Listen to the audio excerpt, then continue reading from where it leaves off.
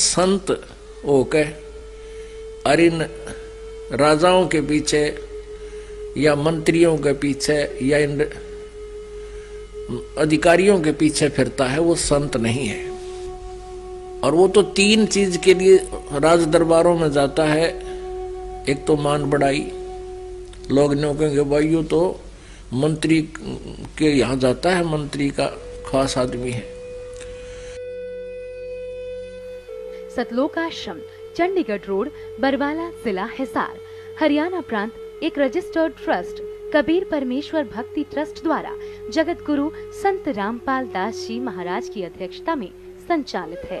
श्रद्धालुओं द्वारा स्वेच्छा से दिए गए दान से सर्व व्यवस्था हो रही है। ये संस्था पूर्ण रूप से गैर राजनीतिक है। लेकिन अब संत रामपाल जी महाराज जी को जेल करवाकर उनके गद्दार भाई महेंद्र भगोड़े ने अपने कुछ गुंडे साथियों के साथ मिलकर इस गैर राजनीतिक संस्था को राजनेताओं की रखेल बना दी है। यकीन नहीं है तो कल का संदेश पढ़ लीजिए।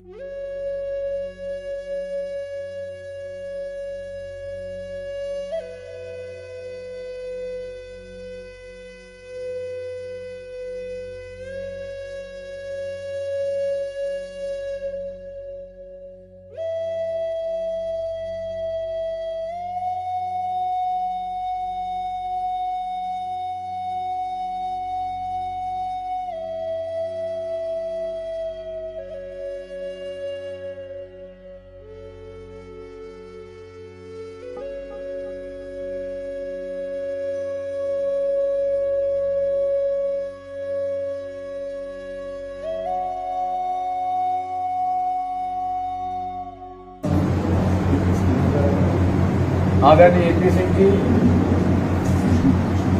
आदरणीय विष्णुदास जी, हमारे रामपाल जी महाराज के सभी आदरणीय अनुयायी भाइयों और बहनों,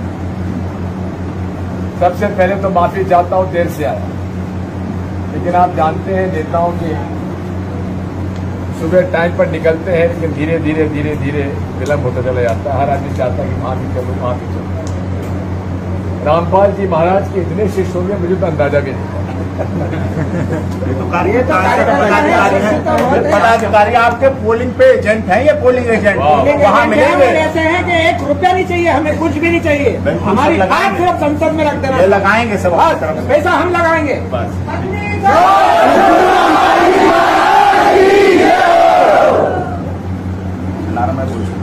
आप नहीं, आप जीतने के बाद बोलिएगा बेशक।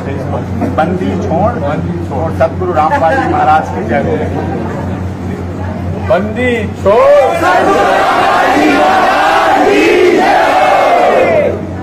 तो आप सब लोगों से मेरी यही प्रार्थना है, मैं यहाँ से चुनाव लड़ रहा हूँ, आप सब लोगों का सहयोग और समर्थन के लिए मैं आपसे समर्पित हुआ हूँ। और रामपाल जी महाराज जो भी प्रकरण होंगे, कैसे उनका हल किया जा सकता है, उस पर हम लोग निश्चित तौर पर कार्य करेंगे और पूरी तरीके से न्याय दिलाने का मैं प्रयास करूंगा, मैं वादा करूंगा।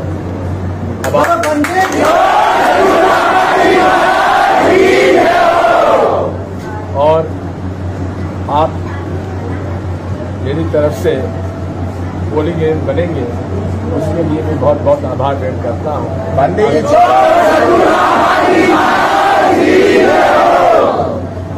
अब जो भी आपके मोहल्ले में, कॉलोनी में कहीं कोई दिक्कत हो तो मैं अपना फोन नंबर, आप भोपाल भोपाल सब भोपाल के, सब भोपाल के, आज कोई बाहर का नहीं। यहाँ पर हाँ है, मुखिया गुप्ता जी का भी नंबर है, O.P. शर्मा जी का दे दिया है, सबके मेरा नंबर, आपका भी नंबर, हमें नंबर देगा।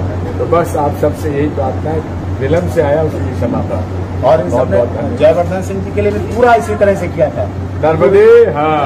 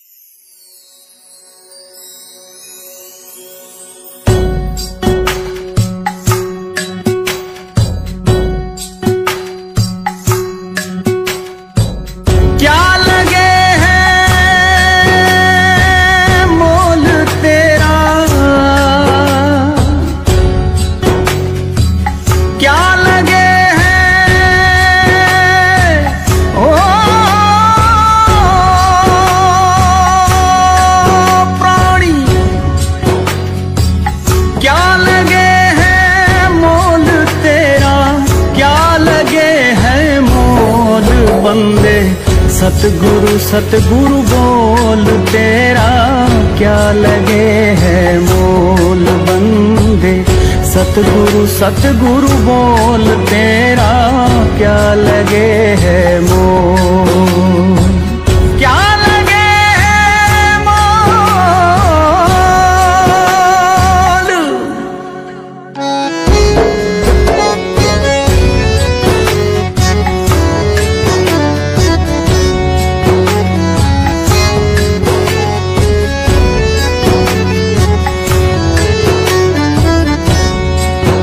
दस बीस कोस ना चलना, तेरे सिर पे भार ना धरना। 20 कोस ना चलना, तेरे सिर पे भार ना धरना। तेरे हाथ पाँव ना हिलना, हाथ पाँव ना हिलना। जरा इस दिल की घुंडी खोल बंदे। सतगुरु सतगुरु बोल तेरा क्या लगे है मोल प्राणी। सतगुरु सतगुरु बोल तेरा क्या लगे है मोल, क्या लगे है मोल।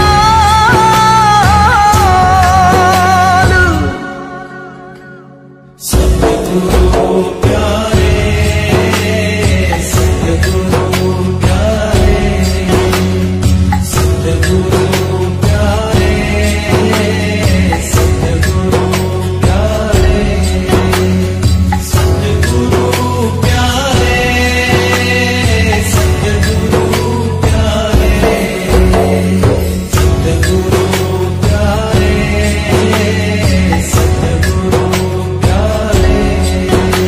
ये मन बोरंगी घोड़ा, घोड़े संग 5 बछेरा।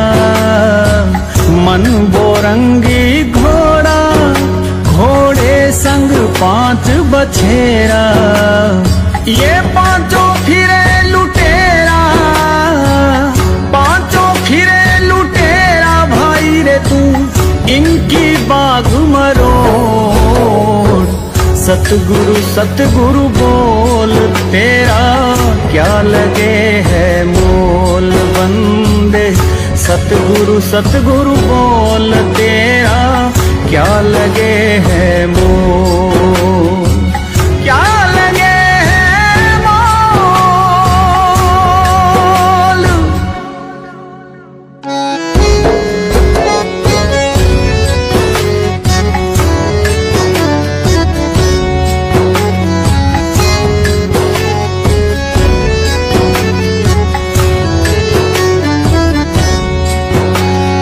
ये माया है जग ठगनी, ये बड़े बड़ों संग लगनी।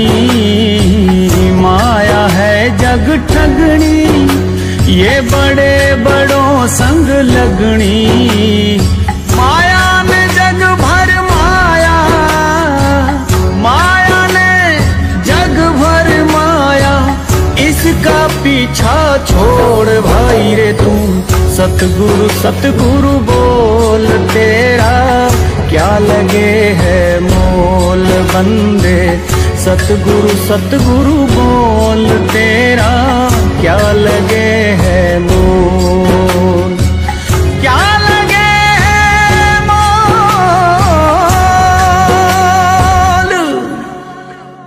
सतगुरु प्यारे, सतगुरु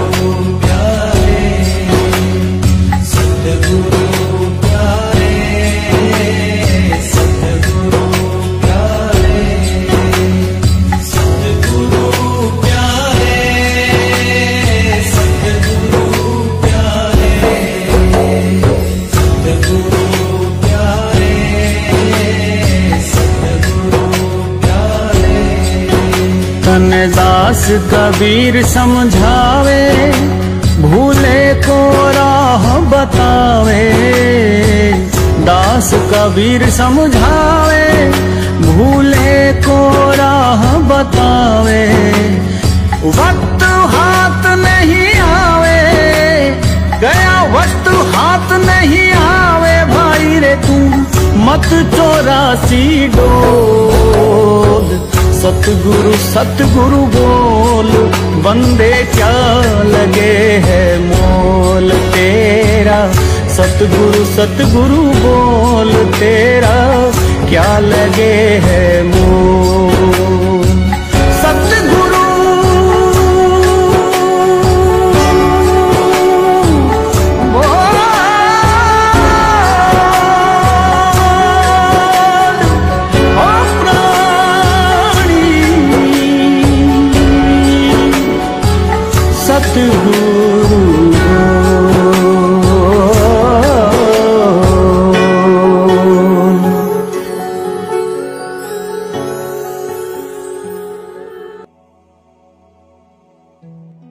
बंदी छोड़ सतगुरु रामपाल जी महाराज जी की जय हो। परमात्मा की सभी प्यारी आत्माओं को पवनदास जयपुर वाले का सत साहेब।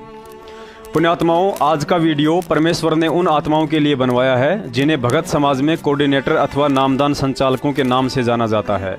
दास का यह वीडियो देख रही उन सभी भक्त आत्माओं से करबद्ध प्रार्थना है, आप जी अपने अपने नामदान संचालकों व सभी कोऑर्डिनेटर भाइयों तक, चाहे वह तहसील का हो, जिले का हो, संभागीय हो या स्टेट का हो, उस भाई तक यह संदेश जरूर पहुंचाएं। बाद में उसकी अपनी मर्जी, वह झूठ के पाले में रहना चाहता है या सच्चाई का साथ देना चाहेगा, लेकिन आपने उस तक यह संदेश पहुंचाकर सतगुरुदेव जी के चरणों में अपनी सेवा पूरी करनी है। आगे का काम उस आत्मा के भक्ति संस्कार पर निर्भर करता है, क्योंकि परमेश्वर कहते हैं राज त्यागना सहज है, सहज नारी का ने, मान बढ़ाई ईर्ष्या दुर्लभ तजनाइए। गुरुजी ने एक सत्संग में बताया था कि चोर यदि चोरी करने जा रहा है और मांगने पर किसी ने उसे टॉर्च देकर सहायता कर दी, तो परमात्मा के दरबार में वह व्यक्ति भी बराबर का दोषी माना जाता है। ये बात हम सत्सेवक अच्छे से जानते हैं कि 70% तहसील व जिला कोऑर्डिनेटर तथा नामदान संचालक इतने दोषी नहीं हैं जितने कि बरवाला कांड में मुख्य भूमिका निभाने वाले स्टेट कोऑर्डिनेटर और सतलोक आश्रम मैनेजमेंट के मुखिया महेंद्र भगोड़े सहित राष्ट्रीय समाज सेवा समिति का अध्यक्ष मास्टर रामकुमार ढाका, ट्रस्टी बलजीत, बसंत सैनी, राज कपूर, राजेंद्र भटगांव, पुरुषोत्तम व सतगुरुदेव जी के दोनों लड़के मनोज वीरेंद्र और उनका जीजा संजय फौजी है। हम मानते हैं कि संत रामपाल जी महाराज जी के रिश्तेदार समझे जाने वाले इन काले चेहरों का आशीर्वाद पाकर कोई भी भगत विश्वास में आकर भ्रमित हो सकता है, लेकिन सच्चाई का पता लगने के बावजूद अज्ञानता की सेज पर लेटे रहना महामूर्खता है। दास भी बरवाला कांड व उसके साल भर तक इन काले चेहरों के विश्वास में भ्रमित था, लेकिन जिस दिन सतगुरुदेव जी ने दास को सच्चाई दिखाई, उसी दिन से नामदान सहित उन सभी तोप समझे जाने वाले गुंडों का बहिष्कार कर दिया, जिनकी मनमानी हरकतों ने गुरुजी को दुख, तकलीफ और बदनामी के छींटों के अलावा आज तक कुछ नहीं दिया। लेकिन वर्तमान में आप कोऑर्डिनेटर लोग सच्चाई जानते हुए भी इन गुंडों का साथ देकर जलती आग में घी डालने का काम कर रहे हो। अपनी पोल पट्टी खुलती देख दूसरों पर लांछन लगाना बड़ा ही आसान है, लेकिन आज भी इस लाखों की संगत में कोई भी ऐसा भगत, कोऑर्डिनेटर या मैनेजमेंट का सदस्य नहीं है जो दास के सामने आकर आंखों में आंखें डालकर और सतगुरुदेव जी के चरणों की सौगंध खाकर सबूतों सहित यह कहने की हिम्मत रखता हो कि पवनदास जयपुर वाले ने नामदान से एक पैसे की भी हेराफेरी की हो या नामदान के अंदर गुरुजी के आदेश से दिया और छीना गया हो। पुण्यात्माओं, वर्तमान का समय दुनिया के लिए तो आम दिनों की तरह है, लेकिन आप और हमारे लिए यह समय बहुत कुछ पाने और बहुत कुछ खोने का है। सतगुरुदेव जी भी देख रहे हैं कि सच्चाई इन सभी कोऑर्डिनेटरों और नामदान संचालकों की आंखों के सामने घूम रही है, और इनकी आत्मा भी इस बात को स्वीकार करती है कि हमें माध्यम बनाकर सतलोक आश्रम मैनेजमेंट संगत को गलत राह पर ले जा रहा है। इसके बावजूद भी ये लोग एक छोटे से कोऑर्डिनेटर का पद त्यागने को राजी नहीं हैं, तो कल को शरीर छोड़ते समय अपने मन से इस सांसारिक माया का कैसे त्याग कर पाएंगे। पुण्यात्माओं, मोक्ष की प्राप्ति कोऑर्डिनेटर पद पाने से, नामदान केंद्र चलाने से या जीने की राह बांटने से नहीं, बल्कि ज्ञान आधार से भक्ति करते हुए सच्चाई की राह पर चलने से होती है। गुरुजी ने सत्संगों में राजा के विषय में बताया कि तब से राज मदमानम जन्म तीसरे शुक्र सवानम, अर्थात राजा का अगला जन्म कुत्ते और सुअर की योनियों से प्रारंभ होता है, क्योंकि राजा के कहे अनुसार प्रजा चलती है और राजा की एक छोटी सी गलत सलाह या आदेश पर हजारों लोग एक साथ गलतियां करते हैं, जिसका मुख्य दोषी राजा होता है। अर्थात एक साधारण नागरिक की अपेक्षा राजा हजारों गुना अधिक पाप की गठरी बांध कर ले जाता है। ठीक यही हालत वर्तमान में आप सभी कोऑर्डिनेटर और नामदान संचालकों की है। आप प्रजा यानी संगत के लिए अपने अपने तहसील या जिले में एक राजा की तरह हैं। संगत गुरुजी के बाद यदि थोड़ा बहुत किसी के ऊपर विश्वास करती है तो वे आप कोऑर्डिनेटर हैं, और आप लोगों ने उस विश्वास का घात करने में जरा भी देर नहीं लगाई। आप लोगों का एक गलत फरमान पल में हजारों भक्तों की भक्ति के विनाश का कारण बनता है और आप लोगों के ऊपर तो पिछले 4 वर्षों से इतना भार जमा हो चुका है कि उसे उतार पाना लगभग नामुमकिन सा लग रहा है, भले ही आपको महसूस ना हो। कोऑर्डिनेटर का मतलब लोगों को सत्य से अवगत करवाकर आपस में जोड़ने वाला होता है, और यदि कोऑर्डिनेटर ही झूठों का उत्तराधिकारी बनकर उनकी गोद में बैठ जाए तो बेचारी संगत का क्या दोष। 2009 में गुरुजी ने जिन जिन लोगों को ये सेवा दी थी उस समय उन्हें स्पेशल निर्देश दिया था कि कोऑर्डिनेटर कोई पद नहीं है, तुम्हें ये सेवा केवल संगत को अधिक से अधिक सत्संग की जानकारी देने के लिए दी जा रही है। तुमने यह सेवा एक सेवक बनकर करनी है, अपने मन में किसी भी प्रकार का अहंकार उत्पन्न नहीं करना है। लेकिन आज 90% कारनामे गुरुजी के उस आदेश के विपरीत आप लोगों के द्वारा संगत से करवाए जा रहे हैं, और जो पाप आप कमा चुके हो इसका ऋण आप 100 जन्म कोडी बनकर भी नहीं उतार सकते। सतलोक आश्रम मैनेजमेंट ने तो गुरुजी को जेल करवाकर काल प्रेरणा से इस ज्ञान का गोबर कर दिया, और अब तुम इस गोबर में चोंच मार मार कर इसे समाज में उछालकर अपने ही पिता की बदनामी का कारण बन रहे हो। भाइयों, गुरुजी ने बताया कि द्रौपदी के चीरहरण के समय दुर्योधन का मलिन और पाप युक्त अन्न खाकर भीष्म, कर्ण और द्रोणाचार्य जैसे महापुरुषों की बुद्धि मलिन हो चुकी थी। उन्हें भी यही लगता था कि दुर्योधन ठीक कर रहा है, और उस ठीक समझे जाने वाले दुर्योधन के पीछे चलकर अंत में उन सब का कुल नाश हुआ। उस समय केवल एक विदुर ही ऐसा था जिसने धर्म का साथ दिया और सभा में सत्य कहने की हिम्मत की। भले ही उस समय उसका निरादर हुआ, लेकिन मरने के बाद स्वर्ग और आज इतिहास में ससम्मान धर्मात्मा विदुर जी के नाम से जाने जाते हैं। और वे बड़े बड़े योद्धा जिनके बाणों से आकाश में हलचल और धरती में कंपन हुआ करता था, झूठ और अधर्म की नाव में सवार होने के कारण उन्हें दुष्ट आत्माओं की संज्ञा दी जाती है। शुभ अवसरों में लोग उनका नाम तक लेना पसंद नहीं करते।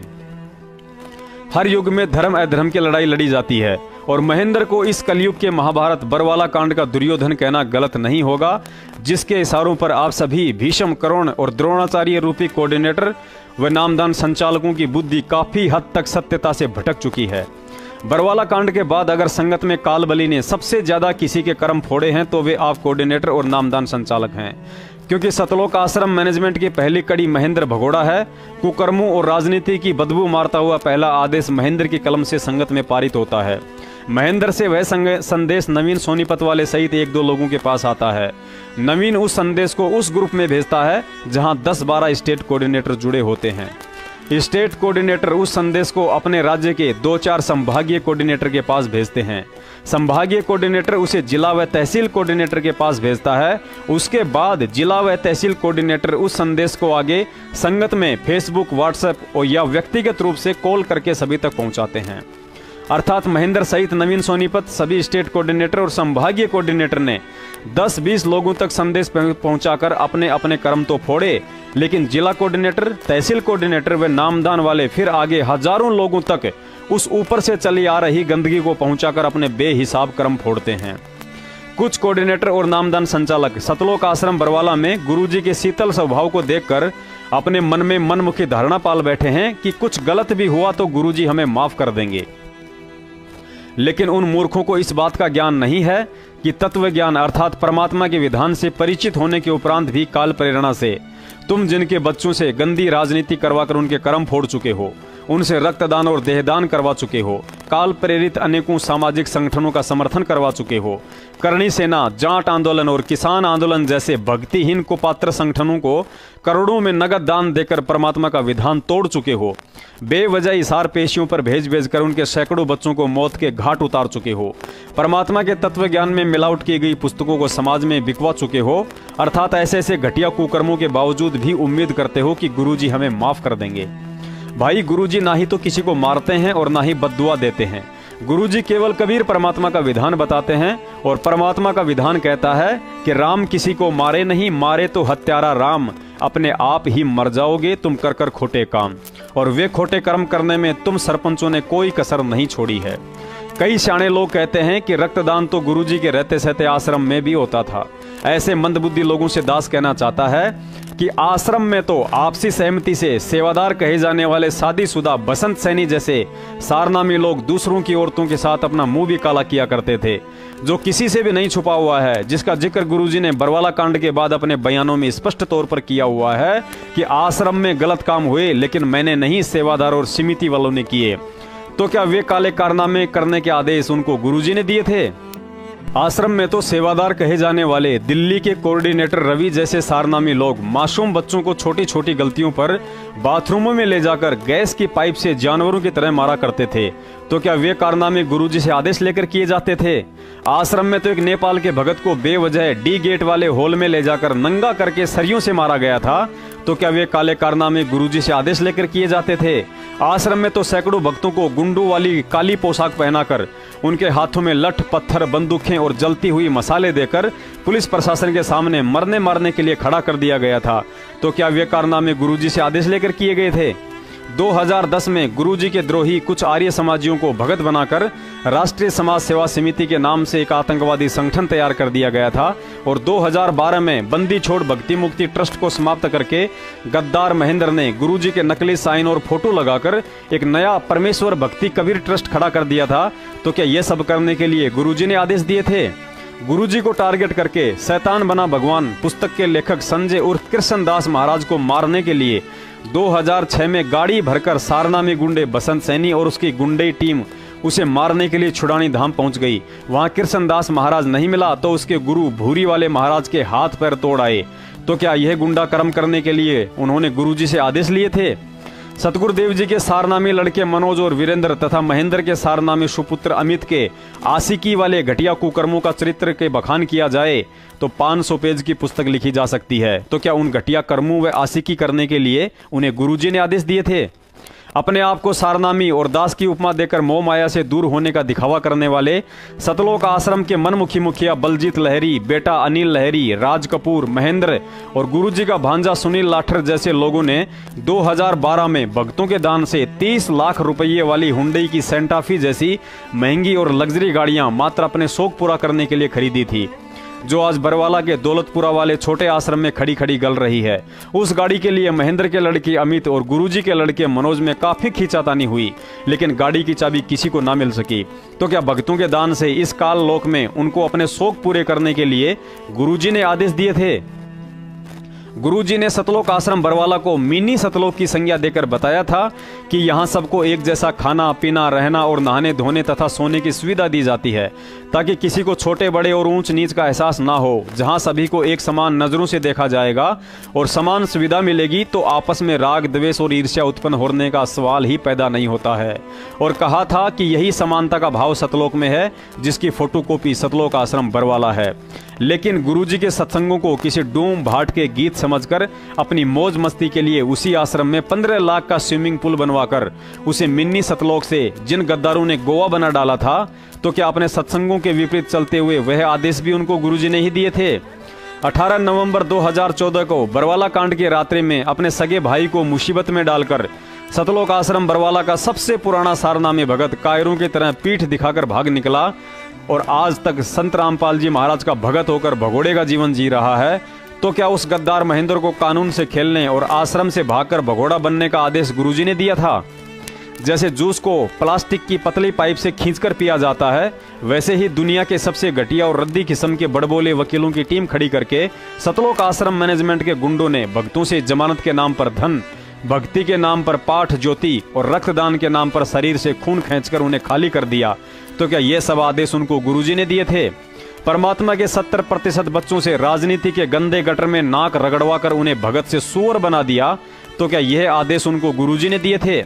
पिछले वर्ष पुलिस एनकाउंटर में मारे गए राजस्थान के कुख्यात गैंगस्टर आनंदपाल सिंह की सीबीआई जांच का हजारों भक्तों से समर्थन करवाकर उनका भक्ति धन बर्बाद करवा डाला और गुरुजी को समाज की नजरों में इस कदर गिरा डाला कि लोगों ने यहां तक सवाल खड़े कर डाले कि हरियाणा में 5000 से ऊपर डेरे हैं, लेकिन आज तक किसी भी डेरे के मुखिया ने भगोड़े और गैंगस्टरों का समर्थन नहीं किया।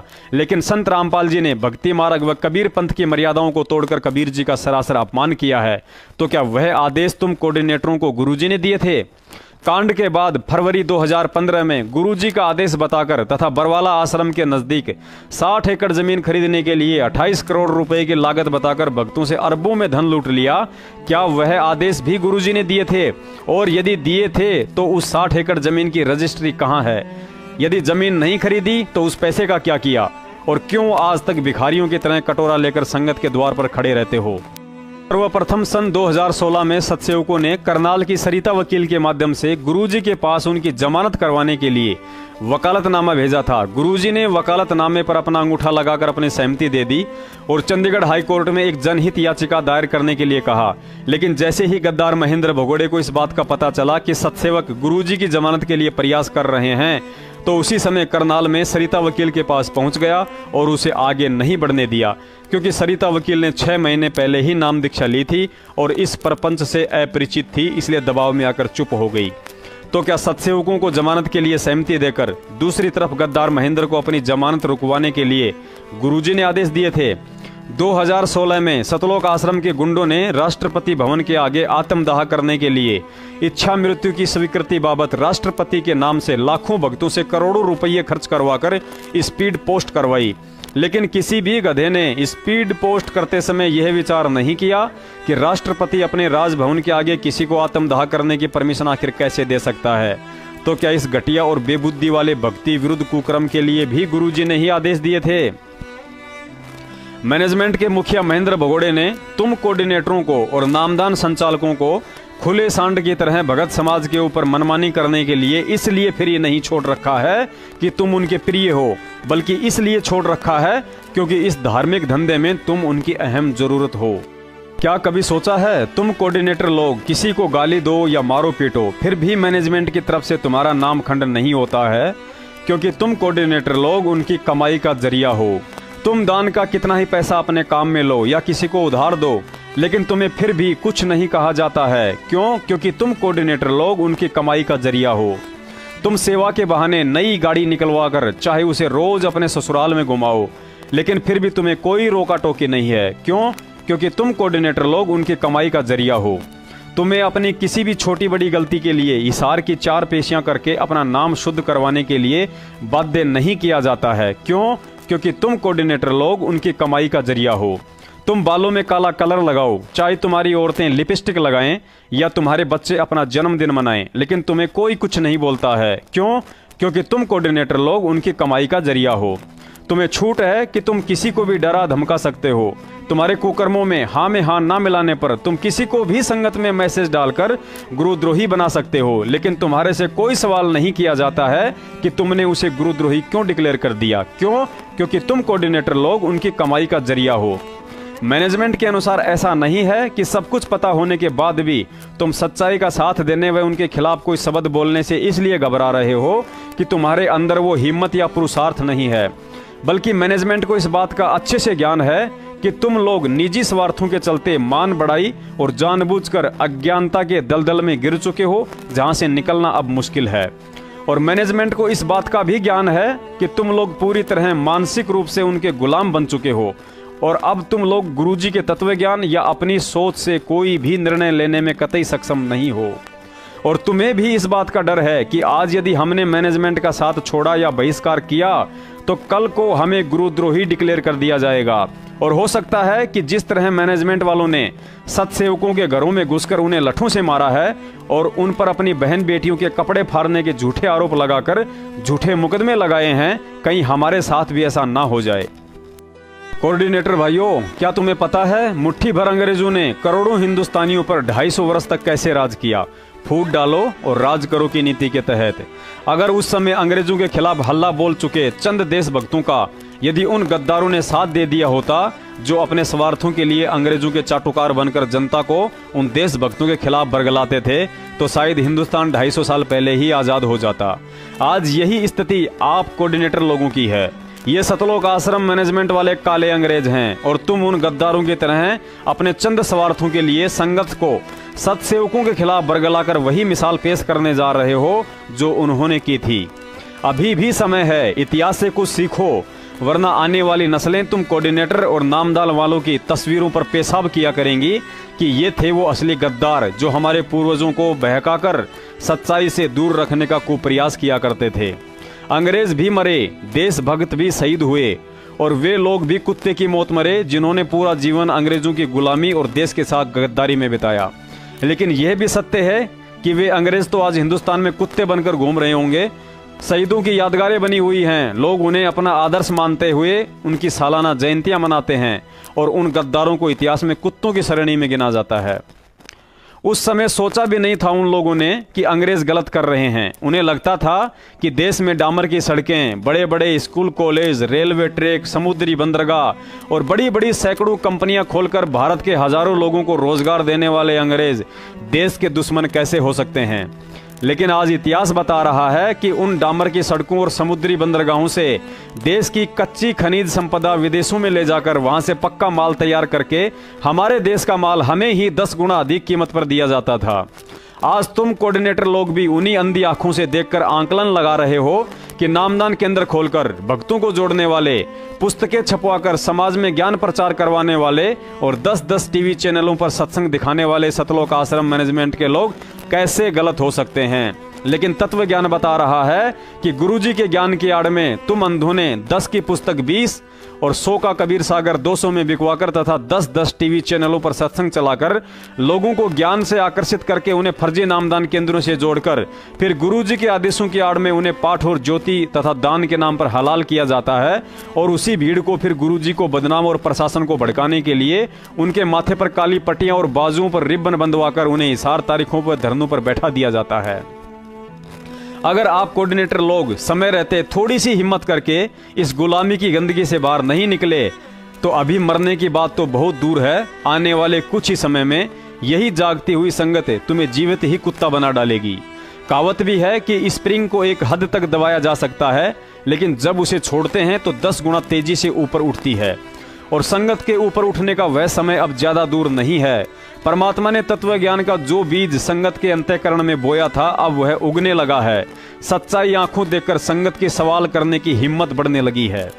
अब संगत किसी को भी गुरुद्रोही बनाने वाले ड्रामे और गुरुद्रोही की परिभाषा का मतलब समझने लगी है। संगत को पता चल चुका है कि पिछले 4 वर्षों से हमारे दान का 90% दुरुपयोग हुआ है। संगत को यह भी पता चल चुका है कि इशार तारीखों से लेकर जगह जगह धरने, प्रदर्शन व रैलियों में गुरुजी के आदेशों की आड़ में भीड़ जमा करके हमारा शारीरिक शोषण और गुरुजी के नकली तथा ज्ञान विरुद्ध फरमान सुनाकर हमारा आर्थिक और मानसिक शोषण किया जा रहा है। संगत को यह भी पता चल रहा है कि विशाल सत्संग तथा रक्तदान और देहदान की आड़ में हमारी भीड़ दिखाकर राजनेताओं को वोट बैंक के बहाने प्रसन्न किया जा रहा है। संगत को यह भी पता चल चुका है कि एपी सिंह जैसे बड़बोले वकीलों के हाथों में माइक देकर हमसे गुरुजी की जमानत के नाम पर करोड़ों में दान करवाया गया है। संगत को यह भी पता चल चुका है कि आज के दिन तुम में से एक भी कोऑर्डिनेटर और नामदान संचालक गुरुजी की मर्यादा में नहीं है। अर्थात जो व्यक्ति स्वयं खंडित पड़ा हो वह दूसरों का क्या नाम शुद्ध करवाएगा। मतलब टोटली पाखंड और भक्ति की आड़ में ड्रामा चल रहा है। संगत को यह भी पता चल चुका है कि भगोड़ा होने की वजह से 6 महीने में एक बार भी गुरुजी की तारीख पर जेल नंबर 2 के आगे दंडवत ना कर पाने के चलते जब गद्दार महेंद्र का नामखंड नहीं होता है तो फिर हमारा यानी संगत का कैसे हो सकता है। संगत को गुरुजी के वकील रविंद्र कोडियान का वीडियो देखकर यह भी समझ में आ चुका है कि जब जेल से एक वकील कागज पर गुरुजी की फरियाद तक लिखकर बाहर नहीं ला सकता है जो उसका कानूनी अधिकार है, तो फिर ये 500 पेज की पुस्तकें हिसार जेल से कैसे बाहर आ सकती हैं तथा देशद्रोह के मुकदमे में गुरुजी को कैसे इतनी सुविधा मिल सकती है। संगत को यह भी पता चल चुका है कि आश्रम में भक्तों को पहले भंडारे से तृप्त करके फिर बाद में सत्संग सुनाने वाला वही सतगुरु आज अपने बच्चों को कैसे भूखा रखकर सत्संग सुनने का आदेश दे सकता है। 4 बिस्किट और चाय में तो कुत्ते के पिल्ले का भी ढंग से पेट नहीं भर सकता, फिर दिन में 3-3 बार भोजन करने वाले इंसानों का कैसे भर जाएगा। संगत को यह भी पता चल चुका है कि यदि सत्सेवकों को माँ बहन की गालियां और जानवरों की तरह लठों से मारने वाले सारनामी लोगों का नामखंड नहीं होता है तो उन्हीं सत्सेवकों के सच्चाई भरे वीडियो देख लेने से भला हमारा कैसे नामखंड हो सकता है। संगत को यह भी पता चल चुका है कि कलयुग में संत रामपाल जी महाराज जी जैसे भक्ति के अंतिम पैगंबर से नाम दीक्षा लेकर आज भगोड़ा बनकर संगत के दान पर हराम के टोक तोड़ने वाला व्यक्ति चाहे उनका बेटा हो, भाई हो या जवाई हो वह भगत नहीं हो सकता, क्योंकि गुरु नाम विश्वास का है और भगोड़ा नाम अविश्वास तथा भय का। अर्थात अविश्वास और भय में जीवन काटने वाला व्यक्ति कुत्ते की श्रेणी में आता है, न कि संत रामपाल जी महाराज जी के सच्चे भक्तों की लाइन में। संगत को यह भी पता चल चुका है कि नामदान केंद्र मैनेजमेंट के व्यापारिक सेंटर हैं और इन सेंटरों पर व्यापारी लोगों को बैठाकर भगत समाज के साथ दान, पाठ व ज्योति की आड़ में ठगी की जा रही है और इन व्यापारियों का एक ही नारा है कि खाओ और खाने दो, राजनीति में पैर जमाने दो। पुण्यात्माओं, हम सब जानते हैं कि अज्ञानता के चलते वर्तमान में भक्तों के लिए शंका समाधान का सबसे बड़ा जरिया गुरुजी के सत्संग ना होकर सतलोक आश्रम मैनेजमेंट हरियाणा के चोरों के वे 4 मोबाइल नंबर हैं जो लगभग सभी मिलावटी पुस्तकों व लाल पीले पर्चों पर लिखे होते हैं। संगत भी इतनी मूर्ख बनकर चल रही है, यदि शरबत पी लेने के कारण पेशाब का कलर लाल हो जाए तो तुरंत उन नंबरों पर प्रार्थना करके पाठ और ज्योति का दंड अपने सिर पर धर लेती है। यानी मूर्खता के चलते 20 रुपए के शरबत का गिलास 11,000 रुपए में पड़ रहा है। आपको एक झलक दिखाते हैं कि अनजाने में जिन्हें आप लोग तत्वज्ञानी और शंका समाधान करता समझ बैठे हैं, उन्हें स्वयं कितना ज्ञान है। प्रथम नंबर पर महेंद्र उर्फ मोहनलाल भगोड़े का नाम आता है, जिन्हें सतगुरुदेव जी के छोटे भाई के नाम से भी पहचाना जाता है। इस व्यक्ति के आध्यात्मिक और सामाजिक ज्ञान के विषय में समझदार भगत के लिए इतना ही इशारा काफी है कि जो व्यक्ति बरसों से सतलोक आश्रम बरवाड़ा में दुनिया के शंकाओं का समाधान करता था, आज स्वयं अपने कुकर्मों के चलते बरवाला कांड करवाकर तथा भगोड़ा नाम धरवाकर तरह तरह की शंकाओं के दायरे में घिरा पड़ा है। भक्तों को शंका है कि 4 साल से संगत में अपना मनुष्य चेहरा नहीं दिखा रहा है, जीवित है या मर चुका है। भक्तों को शंका है कि बरवाला कांड की रात्रि को 40,000 पुलिस फोर्स की आंखों में धूल झोंककर आखिर कोई कैसे आश्रम से बाहर निकल सकता है। लगता है पुलिस से मिली भगत करके भागा है, क्योंकि महेंद्र भगोड़ा पहले हरियाणा पुलिस में डीजी की गाड़ी चलाता था। आदि सैकड़ों ऐसी शंकाएं हैं जिनका समाधान आज सतगुरुदेव जी के बाद केवल सत्सेवकों के पास है। दूसरा नंबर नवीन सोनीपत अर्थात सतलोक आश्रम बरवाला में प्रधान जी के नाम से पुकारे जाने वाले उस सारनामी व्यक्ति का है, जिसके वचन सुनकर आप जी को हंसी भी आएगी और शर्मिंदगी भी होगी कि पिछले 4 साल से संगत किन कूप के मेंढकों से समुद्र की जानकारी ले रही थी। देखिए सारनामी प्रधान जी का यह वीडियो, जिसमें कह रहा है कि भक्ति मार्ग ज्ञान आधार से नहीं बल्कि गुरु जी के आदेश से चलता है। अब इस ज्ञानी व्यक्ति से ये पूछो, यदि भक्ति मार्ग गुरु के आदेशों से ही चलता है तो फिर संत रामपाल जी महाराज जी ने दिन रात एक करके 26 साल तक सत्संग क्यों किए? उन्हें अपने 2 पेज की एक छोटी सी पुस्तक में भगत समाज के लिए 2-4 आदेश लिख देने चाहिए थे कि आपने 3 टाइम की आरती और मंत्र करने हैं और अपना काम धंधा करिए, बाकी सत्संग सुनने या सत्संगों में कहीं भी आने जाने की कोई जरूरत नहीं है, क्योंकि भक्ति मार्ग में मोक्ष आदेश से होता है, ज्ञान समझने या उस पर अमल कर कर चलने से नहीं। प्रार्थना है, ये वीडियो केवल उन भक्तात्माओं के लिए बनाई जा रही है जिनको जो सत्सेवक बने हुए हैं उनको गुरुजों ने गुरुद्रोही घोषित कर रखा है और वो ये कहते हैं कि हम गुरुद्रोही नहीं है। तो सबसे पहले आपको बता दें कि गुरुजी बताते हैं संत मत गुरुजी के आदेश से चलता है। जो गुरुजी का आदेश नहीं मानता वो गुरुजी का शिष्य ही नहीं है। संत मत ज्ञानाधार से नहीं चलता, गुरुजी के आदेश से चलता है और जो गुरुजी के आदेश को नहीं मानता उसके लिए संत मत खत्म हो चुका है। पुण्यात्माओं कहते हैं, वाणी ही से पहचानिए कुटिल नीत की घात, अंदर की करनी की निकले मुख से बात। इस वीडियो से स्पष्ट होता है कि इस व्यक्ति ने कभी भी गुरुजी के सत्संगों अर्थात तत्व ज्ञान को ध्यान से नहीं सुना, क्योंकि काल प्रेरणा से इसके मन में इसी धारणा ने घर कर लिया था कि मोक्ष आदेश से होता है, ज्ञान से नहीं। तीसरा नंबर आता है सतलोक आश्रम मैनेजमेंट के उन ठगों का जो 4 मोबाइल नंबर लेकर संगत की प्रार्थनाओं पर उन्हें पाठ व ज्योति के आदेशों का प्रसाद बांटते रहते हैं। दरअसल इन दिनों संगत में मिलावटी पुस्तकों ज्ञान गंगा, जीने की राह, गरिमा गीता की और कबीर सागर का सरलार्थ काफी गर्मा गर्म चर्चा का विषय बना हुआ है।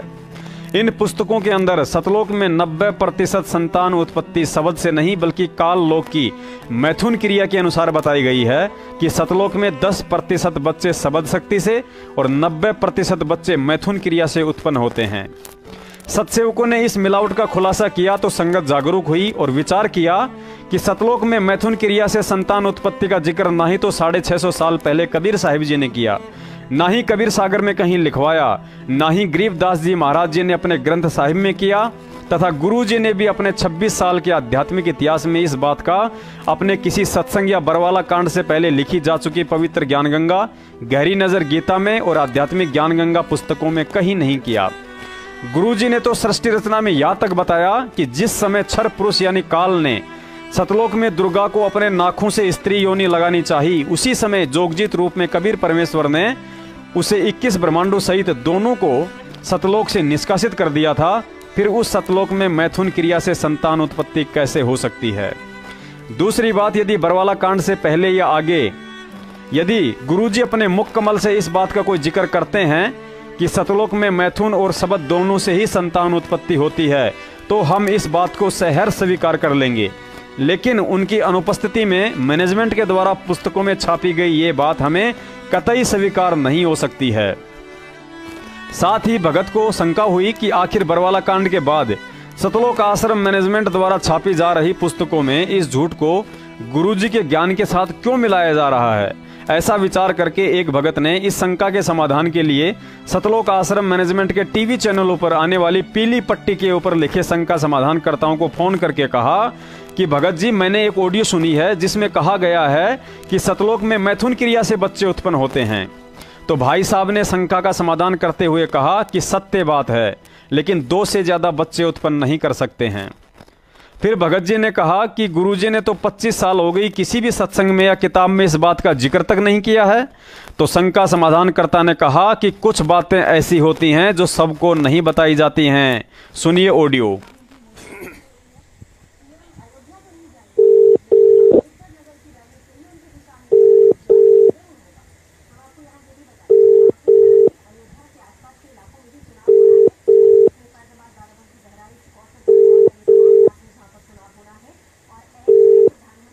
Hello hello. हाँ जी बोल। हाँ सत्सा भगत जी। सत्सा है भगत जी, कहाँ से?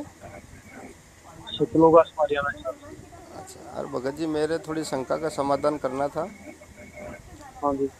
भगत जी, वहाँ सतलोक में भी मैथुन क्रिया है क्या?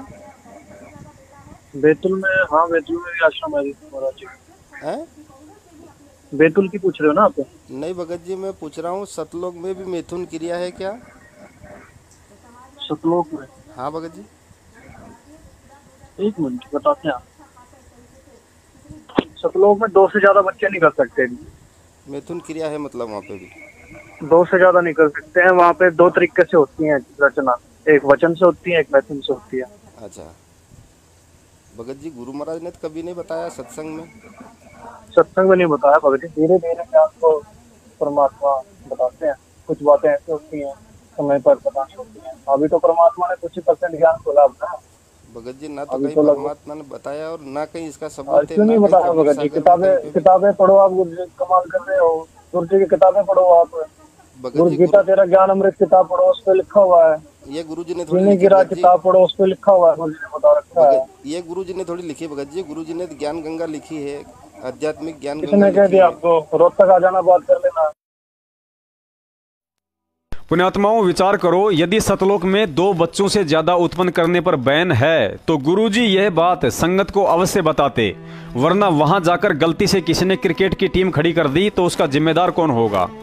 भगत जी उसके बाद जवाब से संतुष्ट नहीं हुए और उन्हें लगा कि शायद सतलोक आश्रम मैनेजमेंट वाले इसे तनख्वाह कम देते हैं, जिस कारण यह जवाब नहीं दे पाया। भगत जी ने दूसरे नंबर पर फोन लगाया कि शायद मुझे कोई संतुष्टि भरा जवाब मिल जाए। दूसरे भाई ने जवाब दिया कि आप चाहो उतने बच्चे पैदा कर सकते हो, सतलोक में ऐसी कोई पाबंदी नहीं है। सुनिए ऑडियो। सत्सा है भगत जी। हाँ जी। ये सतलोक आश्रम से बोल रहे भगत जी? हाँ जी। हाँ भगत जी, अभी एक ऑडियो सुनी थी मैंने, मैं उसके बारे में थोड़ी शंका समाधान चाहता हूँ भगत जी आपसे। बताओ। एक ऑडियो आई थी, उसमें बताया था कि अभी आश्रम पे किसी ने बात की थी तो बोले सतलोक में मैथुन सृष्टि है क्या भगत जी? नहीं तो ऐसा कुछ नहीं है। इसकी विशेष सारी जानकारी के लिए कबीर सागर पढ़ो, उसके अंदर कुछ सब कुछ लिख के दे रखा है। नहीं तो भगत जी कोई भी भगत फोन करता है तो कम से कम भगत जी वो क्या है कि जवाब जो है बता रहा हूँ ना, मैं आपको बता रहा हूँ। संतुष्ट का जवाब आपको बता दिया। आपकी जो कबीर सागर है उसके अंदर गुरु जी ने एक डिटेल से लिख रखी है, उसके अंदर आप पढ़ लीजिए, आपके पास सारी समझ में आ जाएगी। नहीं वो तो बात सही भगत जी, पढ़ा लिखा नहीं हूँ ना भगत जी, इसलिए तो पढ़ लिखा कम हूँ। तो वो क्या है भगत जी, अभी एक ऑडियो सतलोक आश्रम से ही थी कि भाई सतलोक में जो है मैथुन से सृष्टि रचना होती है और 2 बच्चे से ज्यादा बच्चे पैदा नहीं कर सकते वहाँ। नहीं, ऐसा नहीं है कि कितने पैदा कर सकते हैं कितने नहीं कर सकते, वो मर्जी होती है। तो भगत जी नहीं कि 2 ही कर सकते हैं। तो भगत जी आश्रम पे जो लोग भगत सबद शक्ति से भी होती है, भगत जी प्रक्रिया भी होती है, दोनों प्रक्रियाओं से होती है वहाँ पे। भगत जी दास से एक निवेदन करता है कि जो सतलोक आश्रम पे आप जिनको ये फोन दे रखे हो ना भगत जी, उनको ये बताओ कि थोड़ा ध्यान से जवाब दे भगत जी, क्योंकि अभी मैं अगर आप कहो तो मैं वो सुना दूं आपको। उसमें उन भगत जी ये बोल रहे हैं कि भाई सतलोक में जो है 2 बच्चे ही पैदा कर सकते हैं, 2 से ज्यादा नहीं कर सकते। ऑडियो सुनाओ मेरे को। अभी दूसरे मोबाइल से सुनाता हूँ भगत जी थोड़ी देर में। हाँ सुनाओ। ठीक है भगत जी, दोबारा कॉल करता हूँ मैं आपको। ठीक है।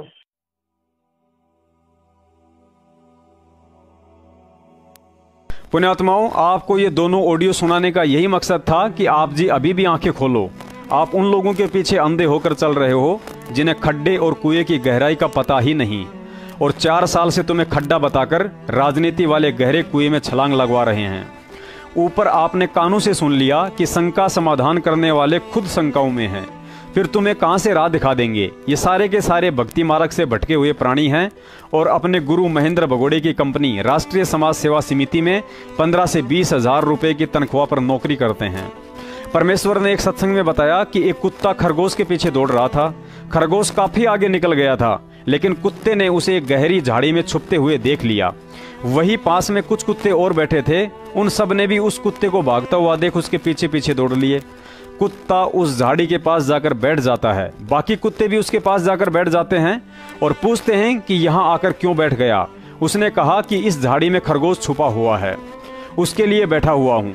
लेकिन घंटों बीत जाने के बाद भी खरगोश बाहर नहीं निकला, तो उस पहले वाले कुत्ते को छोड़कर बाकी सभी कुत्ते एक एक करके वहां से उठकर चले गए, क्योंकि बाकी जितने भी कुत्ते थे उन्होंने खरगोश को नहीं देखा था, वे केवल उस कुत्ते को दौड़ता हुआ देखकर ही उसके पीछे दौड़ पड़े थे। अतः उन्हें विश्वास नहीं था कि झाड़ी में खरगोश छुपा हुआ हो सकता है। लेकिन पहले वाले कुत्ते ने अपनी आंखों से खरगोश को झाड़ी में छुपते हुए देखा था, अतः उसे 101% विश्वास था कि बाहर अवश्य निकलेगा और उसे उसी समय पकड़ लूंगा। ठीक इसी तरह इस भक्ति मार्ग पर यह सतलोक आश्रम मैनेजमेंट वाले, नामदान संचालक, कोऑर्डिनेटर और तनख्वाहों पर पेट पाल रहे अन्य चौकीदार उन बाकी कुत्तों की तरह देखा देखी में एक दूसरे के पीछे हाँ में हाँ मिलाते हुए चल रहे हैं, क्योंकि इन्होंने गुरुजी के सत्संगों और वचनों को कभी भी गहराई से नहीं सुना और ना ही देखा। अतः इन्हें लगता है कि शायद संत रामपाल जी महाराज अपने भक्तों को राजनीति करने, रक्तदान, देहदान, जातिगत आरक्षणों को समर्थन आदि भक्ति विरुद्ध कर्म करने के आदेश देते होंगे। लेकिन सत्सेवकों ने उस कुत्ते की तरह संत रामपाल जी महाराज जी के अनमोल वचनों को उन्हीं की रजा से गहराई से सुना भी और गहन विचार भी किया, जिसका प्रतिफल यह मिला कि आज इस परीक्षा के दौर में जहां लाखों की संख्या में भगत लोग मैनेजमेंट के कहने पर भक्ति विरुद्ध मनवश कुकर्म करके अपनी बनी बनाई भक्ति का सत्यानाश कर रहे हैं और सत्सेवक हर एक आदेश को परमेश्वर के तत्व ज्ञान वाले तराजू में तोलकर सतर्क होकर चल रहे हैं। पुण्यात्माओं, इस ज्ञान अज्ञान की लड़ाई में भले ही संगत अपना गुरु संत रामपाल जी महाराज जी को मानती है, लेकिन सूक्ष्म रूप में महेंद्र भगोड़े के भक्ति विरुद्ध आदेशों पर चलते हुए 70% विश्वास और लगाव गुरुजी के ज्ञान से हटकर काल एजेंट सतलोक आश्रम मैनेजमेंट पर हो चुका है, क्योंकि गुरु नाम शरीर का नहीं बल्कि ज्ञान का है। और संगत स्वयं विचार कर ले कि बरवाला कांड के बाद किसी ने भी गुरुजी के मुख कमल से या साक्षात में गुरुजी का कोई भी आदेश नहीं सुना है, और फिर भी 70% आचरण ज्ञान के विरुद्ध किया जा रहा है। अपने गुरु के ज्ञान से हटकर दूसरों के इशारों पर चलने वालों के विषय में इस 15 मिनट के सत्संग में गुरुजी ने तोड़ पाड़ दिया है। और यह सत्संग सुनने के बाद मैनेजमेंट के इशारों पर चल रहे भगत लोग खुद ही विचार कर लेना कि आपने भी अपनी भक्ति को जड़ से उखाड़ दिया है। भाई जो गुरु बचन पे डट गे रकट गे फंद 84 के, कट गे फंद 84 के, रकट गे फंद 84 के। भाई जो गुरु बचन पे डट गे रकट गे फंद 84 के। अब जैसे एक गणित में एक प्रश्न आता है, उसमें मूलधन निकालना होता है, मूलधन ज्ञात करना होता है। वो मूलधन तो करोड़ों के रूप संख्या में होता है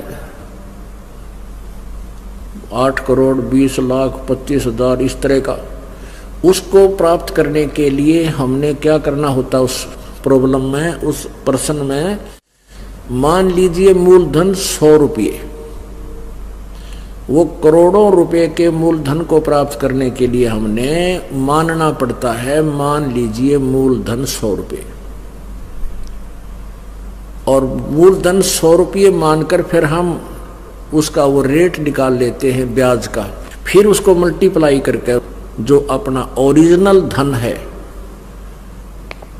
वो मूलधन है, उसको प्राप्त करते हैं। तो परमात्मा रूपी मूलधन को पाने के लिए आप जी ने सपोज करना पड़ेगा, मान लीजिए गुरुजी हमारे भगवान हैं। गुरुजी गुरुदेव वो भगवान नहीं है जिसको हमने पाना है, लेकिन आपने ये मानना पड़ेगा गुरुजी भगवान है।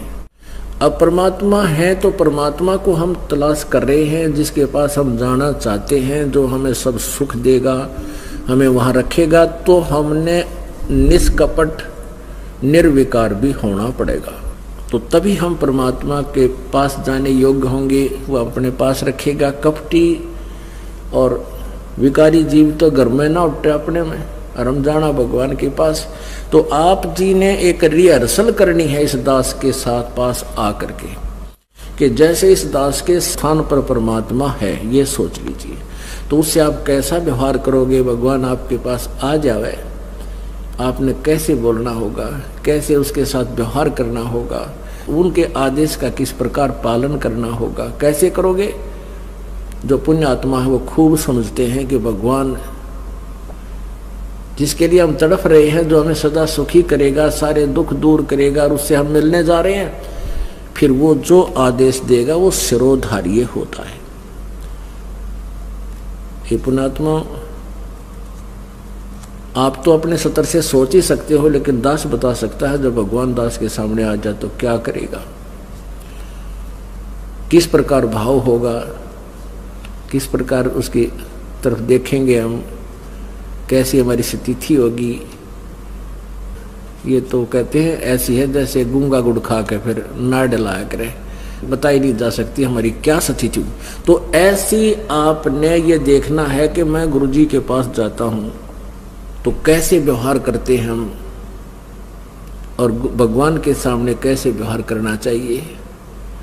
तो धीरे धीरे आपने इसमें ढालना है अपनी आदत को कि गुरु नहीं, हम भगवान से मिलने जा रहे हैं। क्योंकि मान लीजिए मूलधन 100 रुपये, ऐसे आपने चलना पड़ेगा। और भक्ति विधि में जो ये दास बतावे, भक्ति की विधि वही आपने करनी है, किसी और के बताए से नहीं करनी। अब 10-5 दिन पहले कुछ एक भक्तों में एक ऐसी भ्रमणा फैल गई थी। 1-2 दुष्ट आत्मा पहले हमारी शिष्या थी, अब वो बकवाद करती हैं, अपने हिसाब से वो सेटिंग करती है। उनमें से एक में भूत आता है, प्रेत, और वह दूसरी न्योका है इसमें भगवान नाम है कबीर साहब। फिर उसकी चापलूसी क्या है कि पहले कहती है कि गुरुजी ही सब कुछ है, अब दास से शुरू करती है, फिर कहती है ये गुरु है ना जो इसमें परमात्मा कबीर जी आते हैं और इससे प्यार करो, ये भक्ति विधि बतावे, ऐसे करो, सुबह 2 बजे उठकर 5 बजे तक भजन करो और बाकी समय फिल्मी गाने गाओ, अरे कर्म ही नो थारे फूट के बाग। तो पुण्यात्माओं, ये दास डॉक्टर है और एमडी है, डॉक्टर समझो, जो लेटेस्ट सुप्रीम इस भक्ति मार्ग का ये दास डॉक्टर है, और कोई नहीं पृथ्वी पे, बाकी सब मरीज हैं। और मरीज से के कहने से मरीज दवाई लेने लग गया, दोनों मरेंगे, क्योंकि वो तो मरेगा, उसने दवाई गलत खा ली, उसको ऑपरेशन होगा, क्योंकि परमात्मा उससे नाराज होगा। ये भक्ति का जो ट्रीटमेंट है ना, टेबलेट दास बताओ वैसे ही लेनी है आपने, अर्थात जैसे भक्ति दास के ऐसे करो। कबीर कलयुग आए के किए बहुत जो मीत, जिन दिन बांधा एक से ते सुख सोव न चीत। कबीर गुरु मर्याद न भक्तिपन, नहीं पिया का अधिकार, कह कबीर व्यभिचारणी का कहीं नहीं सत्कार। अब जैसे अभी आपको पता है कि वो 2 निकम्मी आत्मा, एक ने कहा इसमें भगवान आता है। 10-20 भगत खराब हो गए थे, उनका पता लगा, उनको डांटा धमकाया निकम्मियों को कि तुम बर्बाद हो जाओगे। इसी ये दुष्ट करा कितने धक्के खानते आंडे। यहाँ पहले भी कबीर साहब की वाणी यही थी, गीता जी भी यही थी, वेद भी यही थे, किसी ने कह भी नहीं पता था। इस दास से थोड़ा बहुत ज्ञान सुन के पंसारी बनना चाहते हैं। हमने तो बड़े बड़े ढाणे हैं, ये 2 कुतरू फेर पैदा होते हैं। कहते हैं संगत माए कुसंगत उपजा, जैसे बन में बांस, पाग किस आग लगा दे करे बनखंड का भी नाश।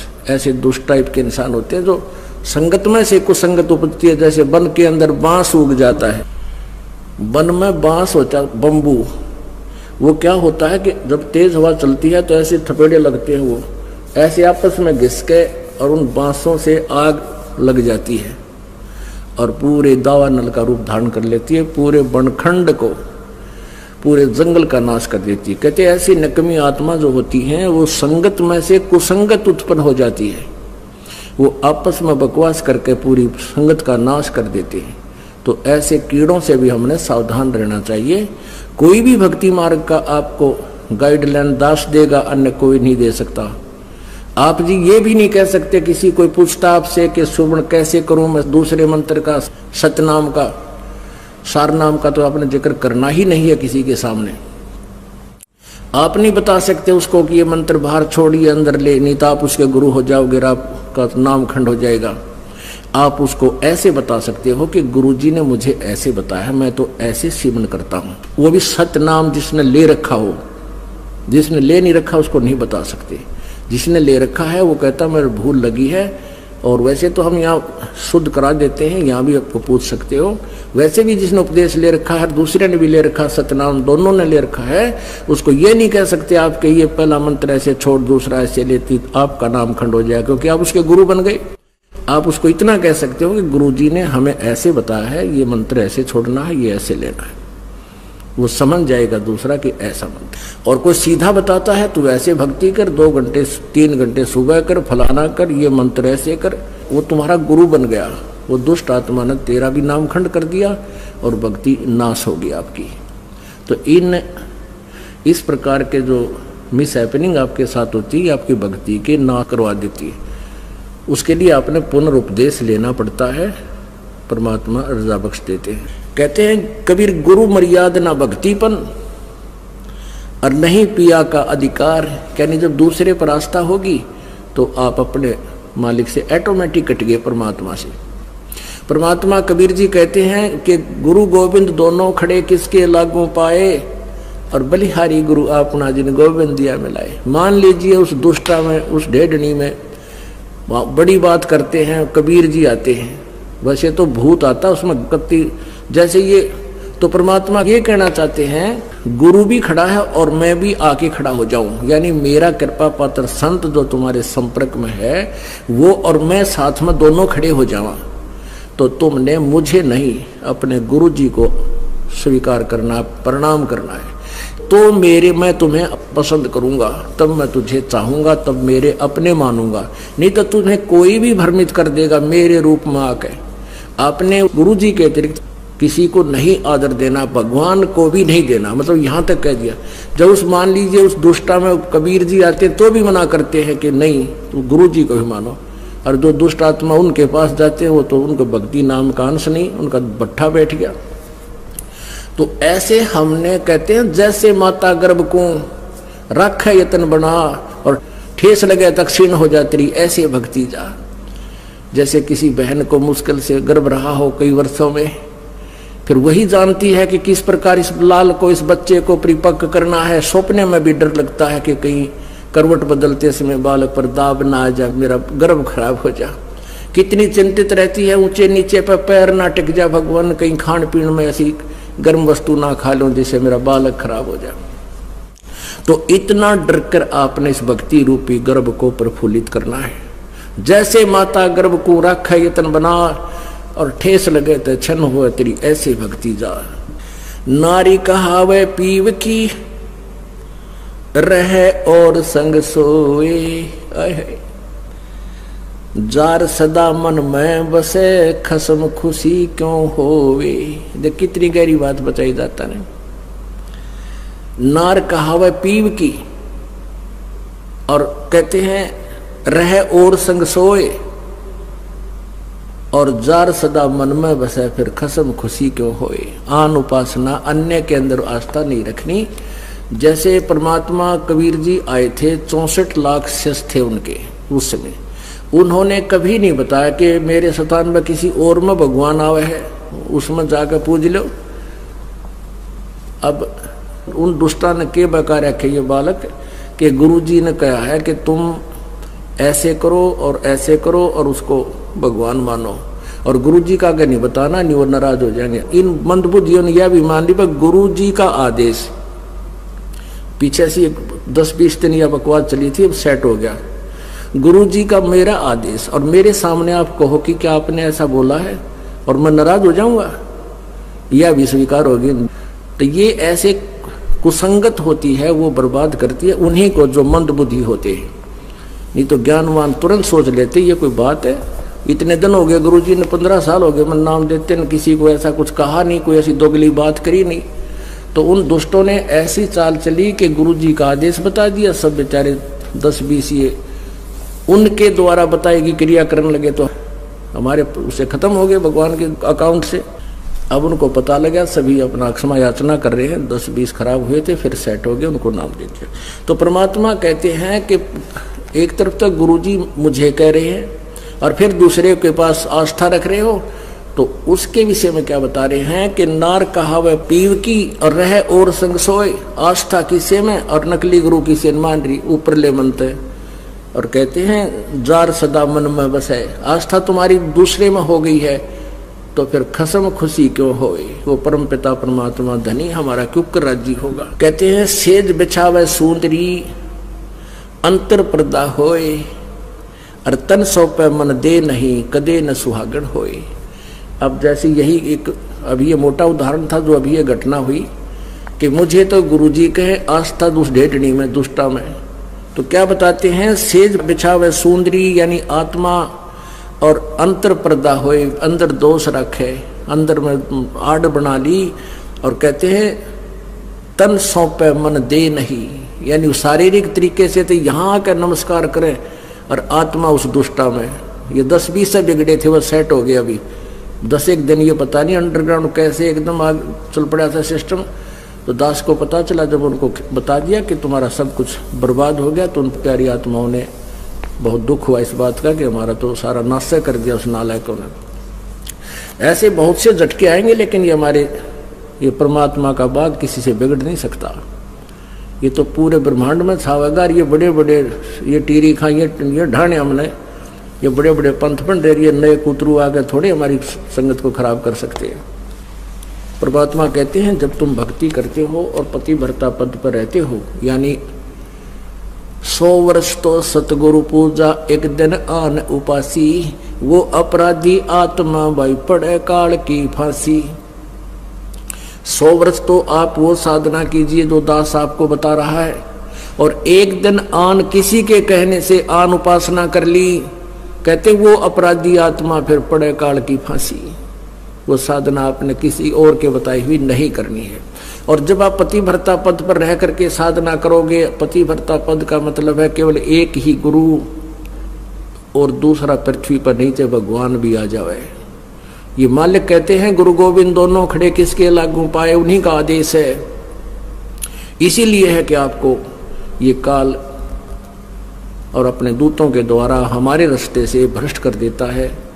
फिर कुछ दिन आपका पुण्य आपके साथ होता है, वो पहले किया हुआ जो इस सतभक्ति का, तो वही आपको देता रहता है। आप सोचते हो मुझे कुछ हानि भी नहीं हो रही है, गुरुजी भी त्याग दिया है और मैं अब साधना भी अपने हिसाब से ही कर रहा हूँ, तो पिछला पुण्य जब तक चलेगा, वह बैटरी जितनी चार्ज होगी थी, चार्जर हट गया, चार्जर हटा देने से बैटरी फिर भी काम करती है, इन्वर्टर के पंखे बल्ब फिर भी जगते रहते हैं, लेकिन आगे चार्जर ठीक ना लगने से फिर एकदम सभी आपदाएं आएंगी, सभी बल्ब भी बंद हो जाएंगे, चश्मे ट्यूब बंद हो जाएंगी, पंखे भी नहीं चलेंगे क्योंकि वो डिस्चार्ज होगी।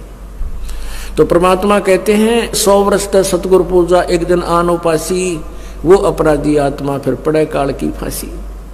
और पतिव्रता पद पर यानी अन्य की कोई आस्था नहीं रखनी, केवल ये दास जो बताओ वही साधना आपने करनी है, उसी तरह नियम रखने हैं। कहते पतिव्रता जमी पर जो जो धर है पाँव और समर्थ झाड़ू देते है ना कांटा लग जाए। आपके जीवन रूपी सफर को परमात्मा आपके पाप कर्म रूपी कांटों को ऐसे बुहार देगा, साफ करके रखेगा, कहीं मेरे बच्चे को, मेरी प्यारी आत्मा को ये कर्म रूपी कांटा दुख ना दे दे। कहते समर्थ झाड़ू देते है पतिव्रता। फिर ऐसी जो आत्मा जो एक परमपिता पर रुकने वाली, सच्ची श्रद्धा करने वाली, अपने जीवन रूपी सफर पर पग रखती है तो समर्थ झाड़ू देते है। कहीं ना थे तत्व ज्ञान पर आधारित साध संगति के वीडियो। इसी तरह की प्रमाण सहित और भी वीडियो देखने के लिए वीडियो को लाइक करें, फॉलो करें हमारे चैनल को, जिससे कि और भी ज्ञान आधारित वीडियो आपको मिलती रहे। अधिक जानकारी के लिए फेसबुक या यूट्यूब पर सर्च करें पवन दास इस लाइव और साध संगति से जुड़े रहे और मर्यादित ज्ञान आधारित सतभक्ति करें, क्योंकि साध संगति ही यथार्थी 13वां कबीर पंथ है। पूर्ण ब्रह्म परमेश्वर सतगुरु रामपाल जी भगवान जी का